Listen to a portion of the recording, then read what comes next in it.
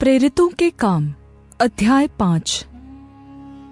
हनन्याह नामक एक मनुष्य और उसकी पत्नी सफीरा ने कुछ भूमि बेची और उसके दाम में से कुछ रख छोड़ा, और यह बात उसकी पत्नी भी जानती थी, और उसका एक भाग लाकर प्रेरितों के पांव के आगे रख दिया।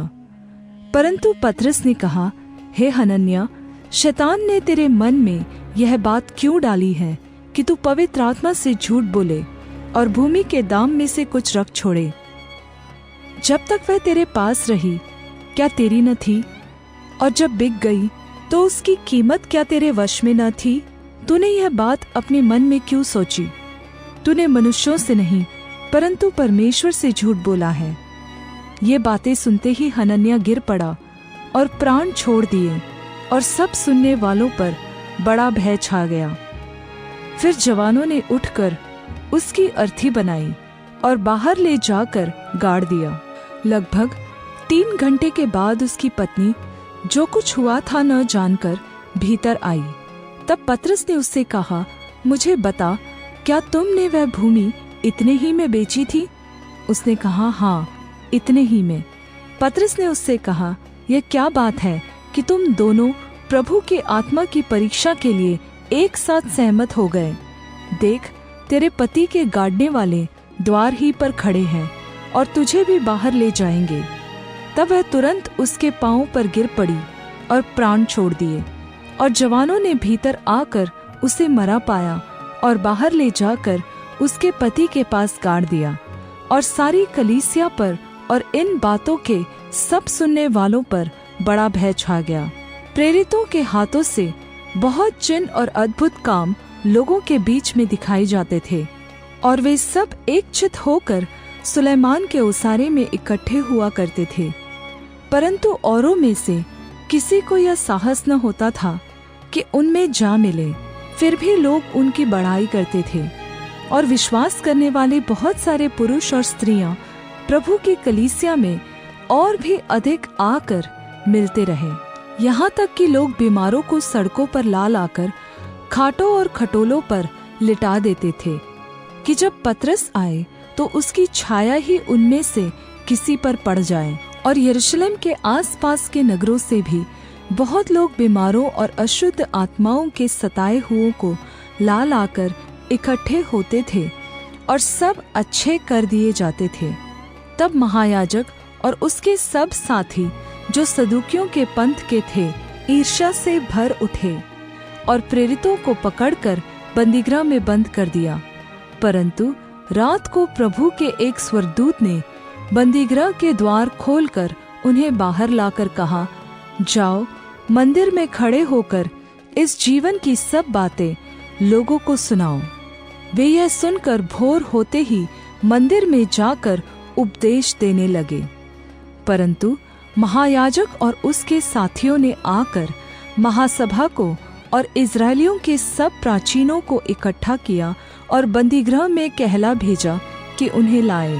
परंतु अधिकारियों ने वहां पहुंचकर उन्हें बंदीगृह में न पाया और लौटकर संदेश दिया, हमने बंदीगृह को बड़ी सावधानी से बंद किया हुआ और पहरे वालों को बाहर द्वारों पर खड़े हुए पाया, परंतु जब खोला तो भीतर कोई न मिला। जब मंदिर के सरदार और प्रधान याजकों ने ये बातें सुनी तो उनके विषय में भारी चिंता में पड़ गए कि उनका क्या हुआ। इतने में किसी ने आकर उन्हें बताया, देखो, जिन्हें तुमने बंदीगृह में बंद रखा था वे मनुष्य मंदिर में खड़े हुए लोगों को उपदेश दे रहे हैं। तब सरदार अधिकारियों के साथ जाकर उन्हें ले आया, परंतु बलपूर्वक नहीं, क्योंकि वे लोगों से डरते थे कि उन पर पथराव न करें। उन्होंने उन्हें फिर लाकर महासभा के सामने खड़ा कर दिया, और महायाजक ने उनसे पूछा, क्या हमने तुम्हें चिताकर आज्ञा न दी थी कि तुम इस नाम से उपदेश न करना? फिर भी देखो, तुमने सारे यरूशलेम को अपने उपदेश से भर दिया है, और उस व्यक्ति का लहू हमारी गर्दन पर लाना चाहते हो। तब पतरस और अन्य प्रेरितों ने उत्तर दिया, मनुष्यों की आज्ञा से बढ़कर परमेश्वर की आज्ञा का पालन करना ही हमारा कर्तव्य है। हमारे पूर्वजों के परमेश्वर ने यीशु को जिलाया, जिसे तुमने क्रूस पर लटका कर मार डाला था, उसी को परमेश्वर ने प्रभु और उद्धारकर्ता ठहराकर अपने दाहिने हाथ से सर्वोच्च किया, कि वह इस्राएलियों को मन फिराव और पापों की क्षमा प्रदान करे। और हम इन बातों के गवाह हैं, और पवित्र आत्मा भी जिसे परमेश्वर ने उन्हें दिया है, जो उसकी आज्ञा मानते हैं। यह सुनकर वे जल उठे और उन्हें मार डालना चाहा। परंतु गमलीएल नामक एक फरीसी ने, जो व्यवस्थापक और सब लोगों में माननीय था, महासभा में खड़े होकर प्रेरितों को थोड़ी देर के लिए बाहर कर देने की आज्ञा दी। तब उसने कहा, हे इस्राएलियों, जो कुछ इन मनुष्यों से करना चाहते हो, सोच समझ के करना, क्योंकि इन दिनों से पहले थ्यूदास यह कहता हुआ उठा कि मैं भी कुछ हूँ, और कोई 400 मनुष्य उसके साथ हो लिए, परंतु वह मारा गया, और जितने लोग उसे मानते थे सब तितर-बितर हुए और मिट गए। उसके बाद नाम लिखाई के दिनों में यहूदा गलीली उठा, और कुछ लोग अपनी ओर कर लिए, वह भी नाश हो गया, और जितने लोग उसे मानते थे सब तितर-बितर हो गए।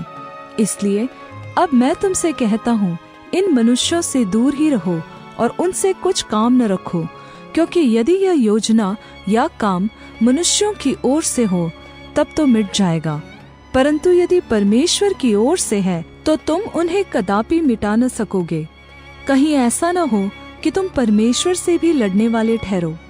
तब उन्होंने उसकी बात मान ली और प्रेरितों को बुलाकर पिटवाया, और यह आज्ञा देकर छोड़ दिया कि यीशु के नाम से फिर बातें न करना। वे इस बात से आनंदित होकर महासभा के सामने से चले गए कि हम उसके नाम के लिए निरादर होने के योग्य तो ठहरे। इसके बाद हर दिन मंदिर में और घर घर में वे लगातार सिखाते और प्रचार करते थे कि यीशु ही मसीह है।